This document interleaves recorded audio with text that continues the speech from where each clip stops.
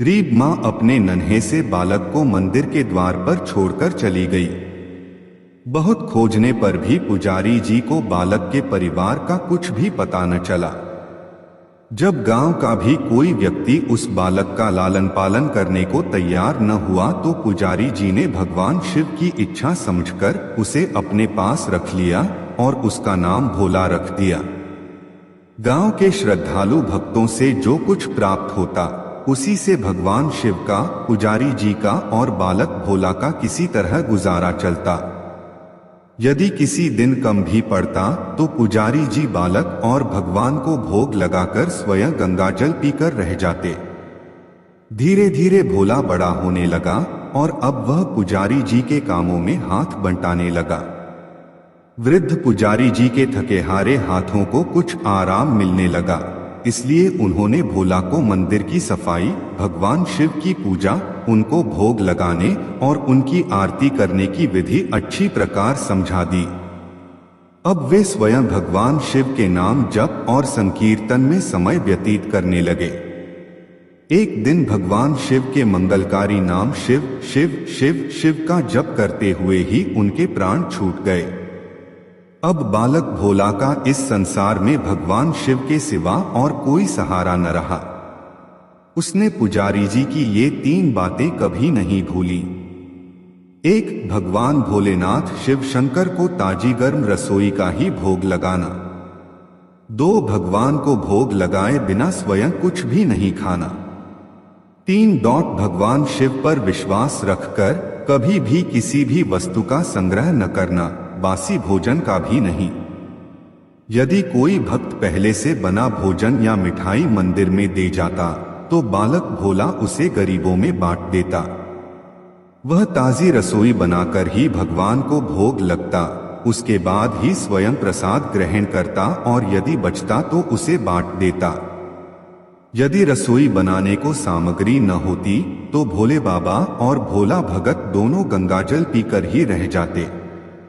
एक बार बरसात का मौसम आया और 3-4 दिन तक मूसलाधार वर्षा होने से मंदिर में एक भी भक्त नहीं झांका।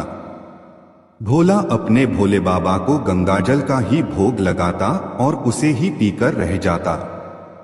भोले बाबा बालक की भक्ति और सहन शक्ति की परीक्षा लेते रहे, किंतु आखिर में अपने भक्त बालक को भूख से तड़पते देख उनसे रहा न गया। वे सेठ के नौकर का रूप धरकर हाथ में भोजन सामग्री की पोटली लेकर वर्षा में भीगते हुए मंदिर के द्वार पर जा पहुंचे। उन्होंने आवाज लगाकर भोला को बुलाया और उसके हाथ में पोटली देते हुए बोले, सेठ जी ने यह कच्चा राशन भेजा है, इससे रसोई बनाओ, भोग लगाओ और स्वयं भी प्रसाद पाओ। मैं कल फिर आऊंगा। भोला भगत ने आशीर्वाद देकर उसे विदा किया और सूखी गीली लकड़ियों के धुएं में गर्म रसोई बनाकर भोले बाबा को भोग लगाया। पूरे बरसात के मौसम में भोले बाबा नौकर के वेश में भोला भगत को सीधा देने आते रहे और स्वयं भी गर्मागर्म रसोई का भोग पाते रहे। एक दिन भोला भगत ने सोचा कि सेठ जी को कच्चा राशन भेजते हुए 4 महीने हो चले हैं, किंतु वे स्वयं कभी मंदिर में भोले बाबा का प्रसाद ग्रहण करने नहीं आए। अगले दिन जब भोले बाबा नौकर के वेश में सीधे की पोटली देने आए तो भोला भगत उनसे बोला, भाई, तुम्हारे इतने धर्मात्मा सेठ जी कभी स्वयं मंदिर में प्रसाद लेने नहीं आए।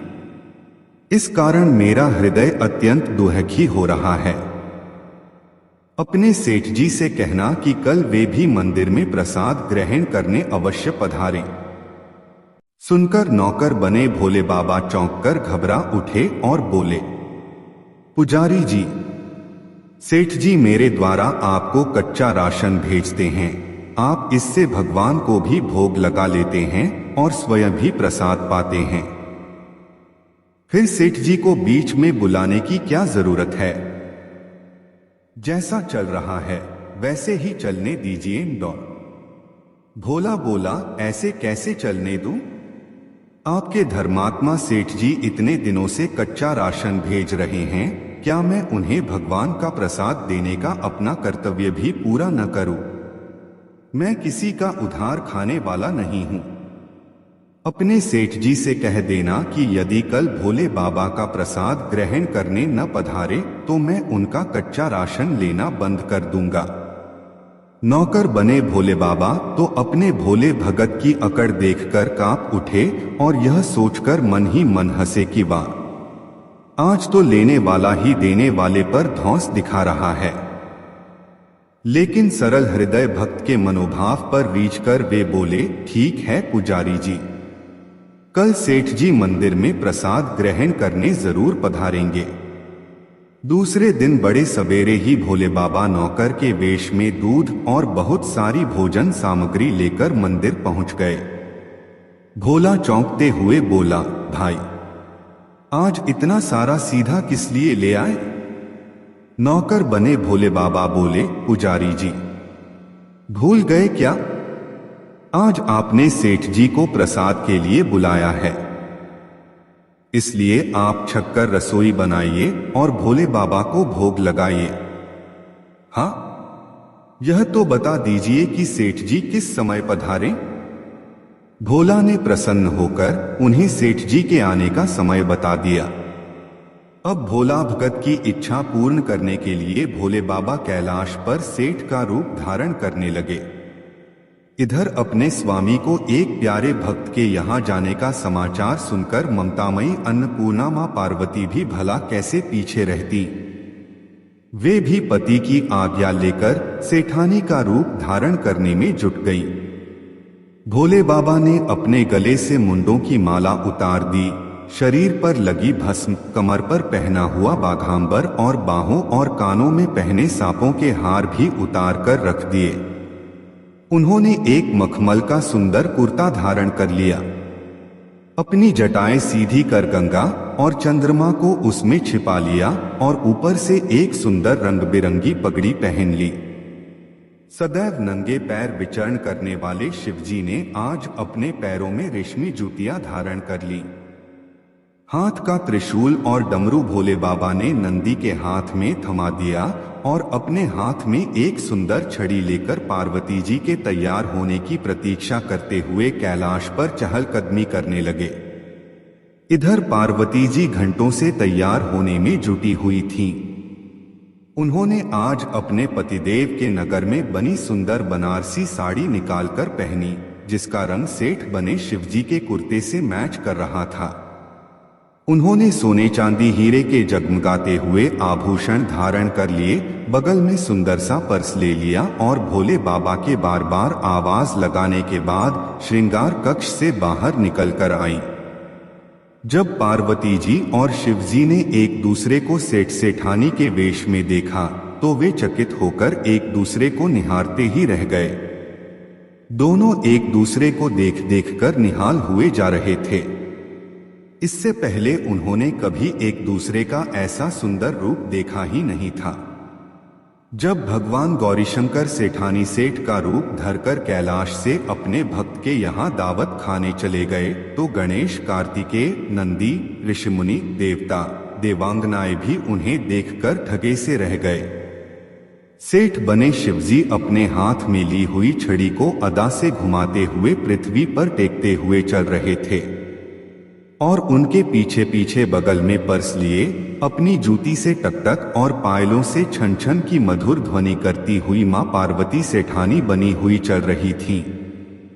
इधर भोला भगत आज सुबह से ही सेठ जी के स्वागत में भांति भांति के पकवान बनाने में जुटा हुआ था। अपने भोले बाबा का भोग तो वह चलते फिरते बना लेता था, किंतु आज उसे कई महीने से भगवान को भोग लगाने के लिए कच्चा राशन भेजने वाले सेठ जी को भगवत प्रसाद देना था। आज उसने अपनी सारी पाकला झोंक डाली थी। उसने सेठ जी द्वारा भेजे हुए चावल धोकर खीर बनाई, उसे धीमी आंच पर पकाकर गाढ़ा किया और उसमें सेठ जी के द्वारा भेजे हुए पिस्ते, बादाम, केसर, चिलगोजे, किशमिश डाले। मिर्च और अदरक को कूटकर उसे बाजरा, बेसन और गेहूं के आटे में भर भर कर मोटे मोटे मिस्से टिक्कड़ बनाए। रसोई बनाकर भोला भगत पुनः स्नान करने चला गया ताकि स्वच्छ वस्त्र पहनकर भोले बाबा को भोग लगा सके और सेठ जी को उनका प्रसाद दे सके। जब भोला भगत स्नान करके लौटा तो देखा सेठ जी प्रसाद ग्रहण करने के लिए स्वयं तो आए ही हैं, संग में अपनी सेठानी जी को भी ले आए हैं। भोला ने झट दोनों से राम राम की, उन्हें आसन देकर बैठाया और बोला, मैं अभी भगवान को भोग लगाकर आता हूं, फिर आपको प्रसाद परोसूंगा। भावना के भूखे भोले बाबा से भूख सहन नहीं हो पा रही थी, इसलिए वे बोले, पुजारी जी, भगवान को जल्दी से भोग लगाइए, मुझसे भूख सहन नहीं होती। भोला भगत बोला, सेठ जी, भूख तो मुझे भी बड़े जोर से लग रही है, किंतु मैं अपनी भूख के कारण भगवान को भोग लगाना नहीं भूलता। यदि दुनिया के सारे लोग इसी तरह अपनी भूख के लिए भगवान को भोग लगाना भूल जाएं तो भगवान तो भूखों मर जाएंगे। सेठ जी बने भोले बाबा एक पत्तल उठाते हुए बोले, पुजारी जी, आप भोग लगाइए, इधर मैं पत्तल परोस लेता हूं, मुझसे भूख सहन नहीं हो पा रही है। भोला भगत सेठ जी बने भोले बाबा को डांटते हुए बोला, सेठ जी, भगवान के काम में न तो जल्दीबाजी चलती है और न कंजूसी। मैं जब तक भगवान को भोग नहीं लगा लेता, आप रसोई के पास भी नहीं फटक सकते। चुपचाप इधर बैठ जाइए और नमः शिवाय जपते रहिए। मैं अभी आता हूं और आपको पेट भर भोजन कराता हूं। सेठ बने शिवजी डांट खाकर चुपचाप अपने आसन पर जा बैठे। सेठानी बनी पार्वती उनकी यह दशा देख बड़ी मुश्किल से अपनी हंसी रोक पाई। लेकिन जैसे ही भोला भगत पत्तल में सामग्री लेकर भगवान को भोग लगाने मंदिर में गया, शिवजी पार्वती जी को मौन रहने का संकेत करते हुए चुपके चुपके पैर रखते हुए रसोई में पहुंच गए और उन्होंने एक एक व्यंजन उठाकर चखना शुरू कर दिया। भोले बाबा तो प्रसाद को चखते ही भौंचक के रह गए। खीर में चीनी की जगह नमक भरा हुआ था और सब्जियों में चीनी भरी हुई थी। जैसे ही भोले बाबा ने रोटी का एक टुकड़ा तोड़कर मुंह में दिया, वे सीसी करने लगे, क्योंकि रोटी में मिर्च ही मिर्च भरी थी। वे सीसी करते हुए उल्टे पैर भाग आए और अपने आसन पर जा बैठे। मां पार्वती अपने स्वामी की यह हालत देखकर खिलखिलाकर हंस पड़ी। इससे पहले कि भोले बाबा पार्वती जी के सामने कुछ सफाई दे पाते, भोला भगत नमः शिवाय मंत्र का जप करते हुए आ पहुंचा। उसने भोग को रसोई में मिलाकर उसे पवित्र बना डाला और फिर सेठ जी के सामने पत्तल परोसकर हाथ जोड़कर बोला, सेठ जी, अब आप जी भरकर प्रसाद पाइए। भोले बाबा तो अभी अभी भक्त की भक्ति से भी जोरदार उसके हाथ की बनी हुई रसोई चख चुके थे। आंख उसे ग्रहण करने की बात सुनकर उनके पसीने छूटने लगे। कभी वे भोला का तो कभी पार्वती का मुख देखने लगते। भोला को सेठ जी की ढील बर्दाश्त नहीं हुई और बोला, सेठ जी, अब क्या हो गया आपको? अभी अभी तो इतनी उतावली मचा रहे थे, अब क्यों नहीं ग्रहण करते? आप ग्रहण करो, तभी तो माताजी भी प्रसाद ग्रहण करेंगी और फिर मैं भी प्रसाद पाऊंगा। भोला की ललकार सुनकर भोले बाबा ने चुपचाप खीर का कुल्हड़ उठाया और सारी नमकीन खीर गटागट पी गए। कुल्हड़ खाली होने की देर थी कि भोला ने उसे झट से भर दिया। अपने प्रिय भक्त के हाथों परोसे हुए भोग में भगवान को आज दुगना स्वाद आने लगा। भोला परोसता गया और भोले बाबा पीते गए। जगन्माता पार्वती भक्त और भगवान दोनों के प्रेम को देख देख कर मंत्रमुग्ध होती रहीं। जब सारी रसोई समाप्त हो गई तो भगवान ने एक जोर की डकार ली। भोला को होश आया और बोला, वाह सेठ जी वाह, मैं ही बावला था जो इतनी थोड़ी सी रसोई बनाई। मुझे पता होता कि आपको प्रसाद ग्रहण करने का इतना शौक है तो और भी ज्यादा रसोई बनाता। भोले बाबा अपने पेट पर हाथ फेरते हुए सेठानी बनी पार्वती जी की ओर मुस्कुराकर देखते हुए बोले, पुजारी जी, मैं इतना रोज कहाँ खाता हूँ, किंतु आज प्रसाद इतना स्वादिष्ट बना था कि अपने पर वश ही नहीं रहा और खाता ही चला गया। किंतु तभी भोला भक्त रुआसा होकर बोला, सेठ जी, वह तो आपने ठीक किया, लेकिन माताजी तो भूखी ही रह गईं। ममतामयी पार्वती मां से भोला का रुआसा मुख देखा नहीं गया। उन्होंने बची हुई खीर की 4 बूंदें अपने कंठ में टपका लीं। भोले बाबा द्वारा भोग लगाने से प्रसाद में अद्भुत अलौकिक स्वाद भर गया था। ऐसी सुगंधित और मीठी खीर चखकर जगजननी आकंठ तृप्त हो गईं और उनके तृप्त होते ही सृष्टि का प्रत्येक प्राणी तृप्त हो गया। भोला भगत बोला, सेठ जी, आपने और माताजी ने प्रसाद ग्रहण कर लिया, इससे मुझे अत्यंत संतोष हुआ है। समझ लीजिए कि आप दोनों द्वारा प्रसाद ग्रहण करने से मेरा भी पेट भर गया।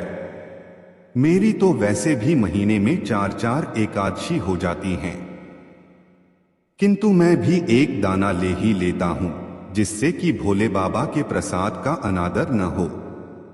यह कहकर जैसे ही भोला ने खीर के पात्र में लगा चावल का एक दाना उठाकर अपने कंठ में डाला, उसकी जन्म जन्मांतर की भूख प्यास मिट गई और समस्त वासनाओं और इच्छाओं की तृप्ति हो गई। उसके ज्ञान के नेत्र खुल गए और उसने देखा कि उसके सम्मुख त्रिलोकीनाथ भगवान शंकर और जगजननी मां पार्वती आशीर्वाद की मुद्रा में मुस्कुराते हुए खड़े हैं। भोला दौड़कर उनके चरणों में लौट गया और उन्हीं में समा गया। हर हर महादेव।